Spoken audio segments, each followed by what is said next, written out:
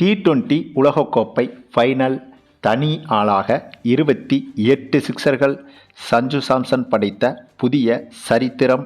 தோனியவே மிரள வைத்த சஞ்சு சாம்சனின் மிரட்டல் பேட்டிங்.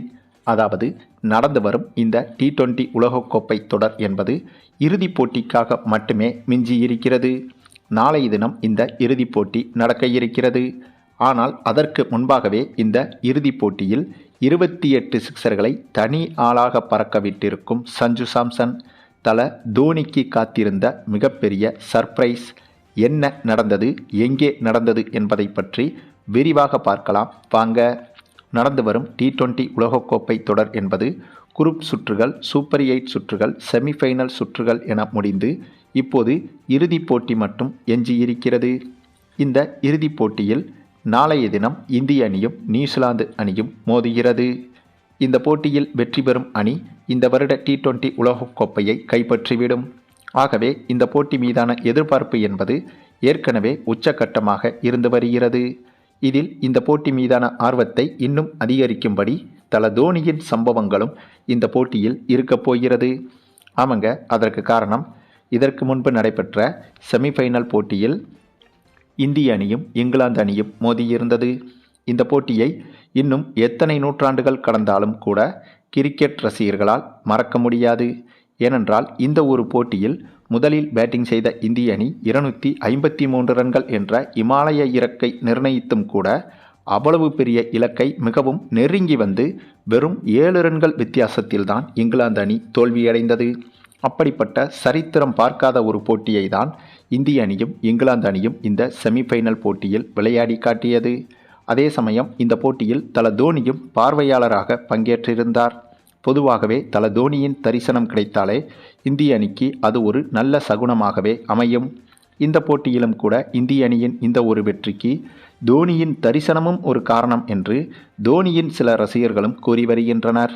ஆனாலும் கூட இந்த போட்டியில் அதிரடியாக விளையாடி இந்திய அணி வெற்றிக்கு உறுதுணையாக இருந்த சஞ்சு சாம்சனும் இந்த போட்டி முடிந்து வெற்றி குறித்து பேசும்போது தோனியை பற்றியும் புகழ்ந்து பேசியிருந்தார்.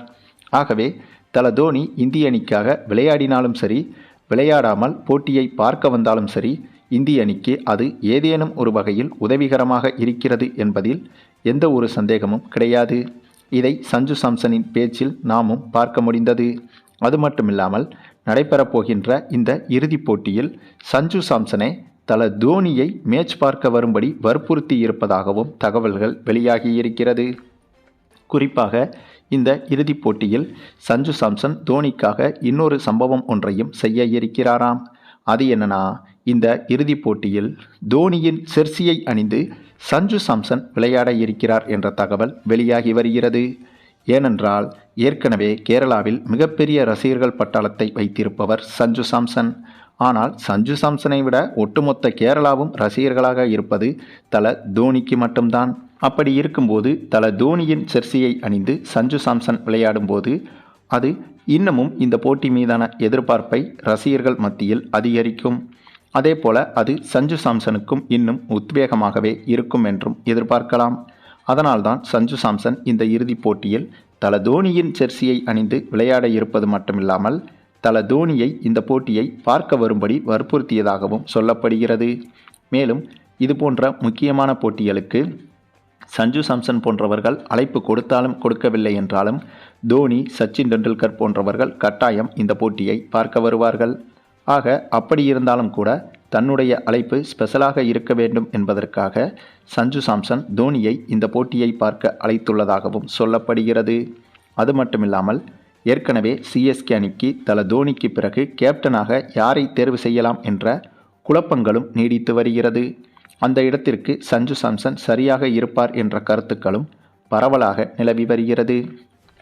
ஆகவே அந்த ஒரு விஷயத்தையும் மனதில் வைத்துதான் சஞ்சு சாம்சன் இப்படிப்பட்ட சில விஷயங்களை செய்ய இருக்கிறார் என்றும் தகவல்கள் வெளியாகியிருக்கிறது.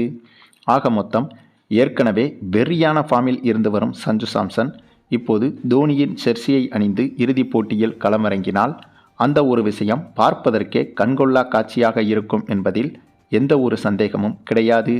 அதே சமயம் இந்த இறுதிப் போட்டியை முன்னிட்டு இந்தியா நியூசிலாந்து அணிகளுக்கு எதிரான சாதாரண பயிற்சி போட்டி போல் இன்றைய தினம் சிறு பயிற்சியாகவே ஒரு போட்டி நடைபெற்றது. இந்த போட்டி 20 ஓவர் போட்டியாகவோ அல்லது அதிகாரப்பூர்வ போட்டியாகவோ ஒன்றும் நடைபெறவில்லை. வலைப்பயிற்சியிலேயே இரு அணி வீரர்களும் மாற்றி மாற்றி பந்து வீசி கொண்டனர். இந்திய பேட்ஸ்மேன்களுக்கு நியூசிலாந்து பவுலர்களும், நியூசிலாந்து பேட்ஸ்மேன்களுக்கு இந்திய பவுலர்களும் மாறி மாறி பந்து வீசி பயிற்சி எடுத்தனர். அப்படியாக இன்று காலை நடைபெற்ற இந்த ஒரு பயிற்சியில் சஞ்சு சாம்சனின் அதிரடி என்பது ஒட்டுமொத்தமாக இந்த பயிற்சியில் ஈடுபட்டு கொண்டிருந்த அனைவரையுமே திரும்பி பார்க்க வைத்தது. ஏனென்றால் இந்த போட்டியில் சஞ்சு சாம்சனுக்கு நியூசிலாந்து பவுலர்கள் 4 பேர் பந்து வீசி இருக்கின்றனர். அப்படி பந்து வீசும்போது சரியாக 7 ஓவர்கள் வரை நியூசிலாந்து பவுலர்களின் பந்து வீச்சை சஞ்சு சாம்சன் தனி ஆளாக எதிர்கொண்டிருக்கிறார். இந்த 7 ஓவர்களில், அதாவது சரியாக இந்த 42 பந்துகளில் சஞ்சு சாம்சன் 28 சிக்சர்களை விளாசியிருக்கிறார். எப்படி? 42 பந்துகளில் 28 சிக்சர்கள். அதுவும் என்னதான் இது ஒரு வலைப்பயிற்சியாக இருந்தாலும் கூட நியூசிலாந்து போன்ற ஜாம்பவான் பவுலர்கள் வீசிய 42 பந்துகளில் 8 சிக்சர்கள் அடித்தாலே அது மிகப்பெரிய சாதனையாக பார்க்கப்படும்.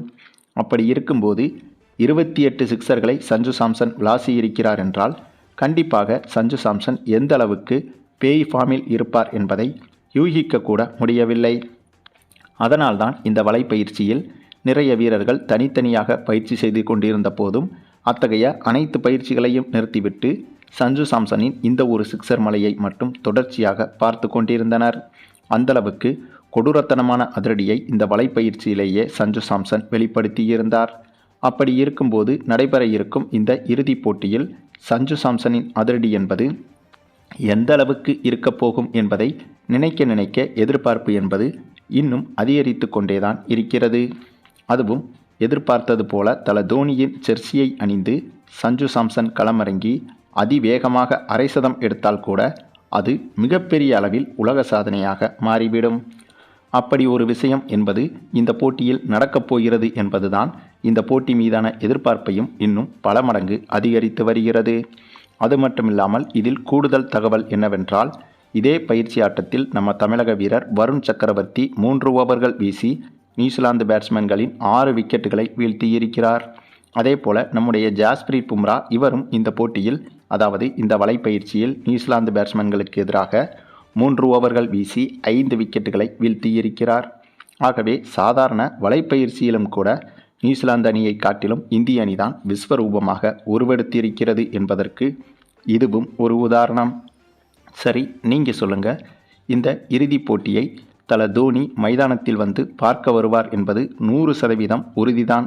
ஆனால் தோனியின் ஜெர்சியை அணிந்து சஞ்சு சாம்சன் களமிறங்கினால் அது எப்படி இருக்கும் என்பதை பற்றியும், குறிப்பாக இந்த வலைப்பயிற்சியிலேயே தனி ஆளாக 28 சிக்சர்களை பறக்க விட்டிருக்கும் சஞ்சு சாம்சனின் இந்த ஒரு அதிரடி ஆட்டத்தை பற்றியும், இதே போல ஒரு அதிரடியை இந்த இறுதிப் போட்டியிலும் வெளிப்படுத்தி இந்திய அணிக்கு வெற்றி கோப்பையை சஞ்சு சாம்சன் பெற்றுக் கொடுப்பாரா என்பதை பற்றியும் நீங்கள் என்ன நினைக்கிறீங்கன்னு உங்களுடைய கருத்துக்களையும் கமெண்டில் தெரிவிங்க. மேலும் இந்த வீடியோ பிடிச்சிருந்தா லைக் பண்ணுங்கள், மற்ற அனைவருக்கும் ஷேர் பண்ணுங்கள், மறக்காமல் நம்ம சேனலை சப்ஸ்கிரைப் பண்ணுங்கள்.